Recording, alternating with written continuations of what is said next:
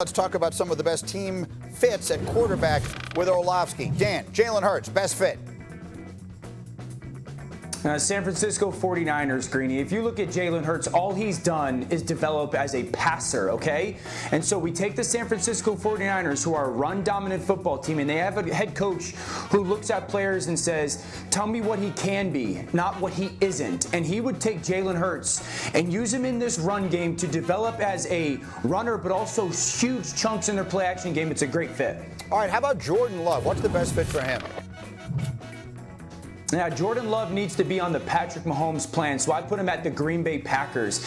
Jordan Love is this guy that has this freakish kind of talent, but he needs to learn how to play quarterback. And you're talking about Matt LaFleur, a guy who totally understands that position and how you tie in your feet and progressions with where the football should go to. And so you're going to have the opportunity to sit him and have no pressure to play right away underneath Aaron Rodgers, but develop as a quarterback, and it's an ideal place for him to be on the Mahomes plan. I have so much about that I want to talk to you about, and we will, but let's get to the next one. What's the best fit for Justin Herbert?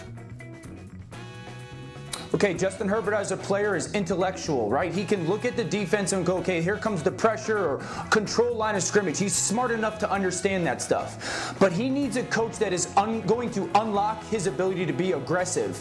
And Josh McDaniels is this creative play caller that is willing to do things a little bit unordinary or unorthodox and push the football downfield when it presents itself. And Justin Herbert needs a coach to give him that, and New England would be that place. All right, and finally, how about Tua?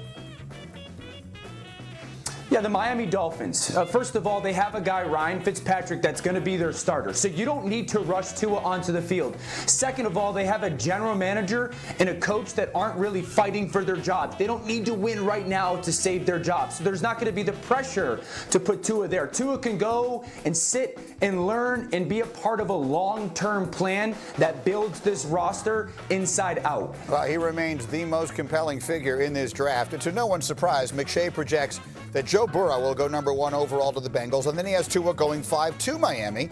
Surprisingly, he has Jordan Love and Justin Herbert both in the top 10.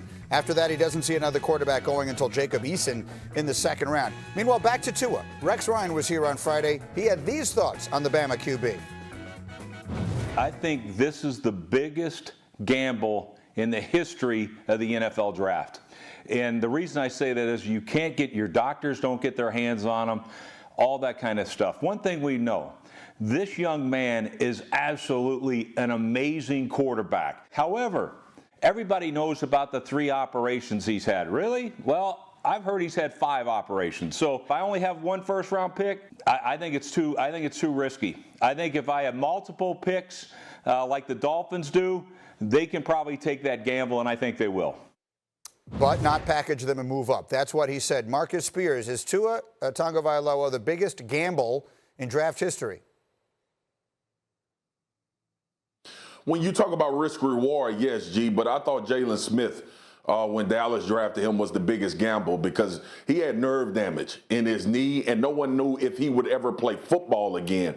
And let me contextualize this. From a position standpoint, from what Tua could possibly be for your franchise, absolutely is the biggest gamble. But when we're just talking about medical, the fact that they can't see Tua and the fact that they were able to see Jalen Smith and still saw the damage, a lot of teams went away. Dallas decided to draft him. He turned out to be one of the best linebackers in the NFL. To me, that was the biggest gamble, even though you were able to see the medicals. Risk reward, and you talk about what could be, it's Tua. I agree with Rex. How about you, Dan?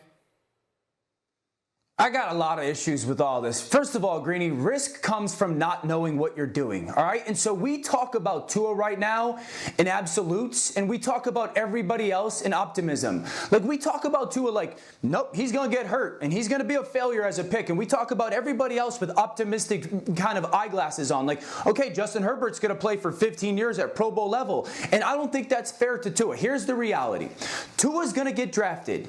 And you know what's more important to where Tua gets gets drafted is what you do when you draft Tua. So the team, don't rush Tua on the field. Know what you're doing. Team, support him with a really good coaching staff that understands what he does really well. Know what you're doing. Draft really well at the offensive line. Put good skilled people around him. Because if you do that, then this risk that we keep talking about isn't as big as we make it all out to be. Like, we talk about this, about Tua, like, man, first time he steps on the field, he's going to get hurt. Like, if he's the third pick, like last year Quinnen Williams to the Jets got $32 million, right? That was the risk financially.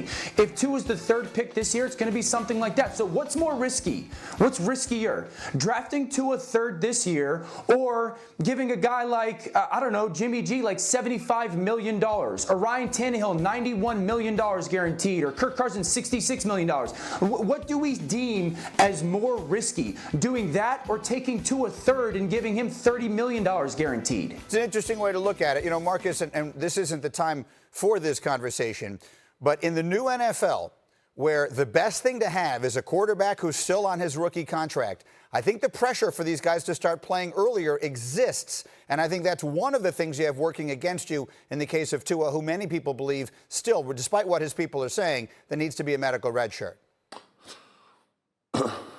No doubt, G, and I think people get it misconstrued. I think my partner in crime right here is getting it misconstrued. It's not about the injuries. It's about the fear of durability. That's the issue. Like, everybody is of the same vein that Tua has recovered or is recovering very well from this hip injury. He obviously had the high ankle sprains, was covering them when he was at Alabama. The issue is, will he be durable enough? That's what everybody is trying to figure out. The hip, I think everybody can get answers about that even without this process happening. So the durability is the issue everybody is afraid of.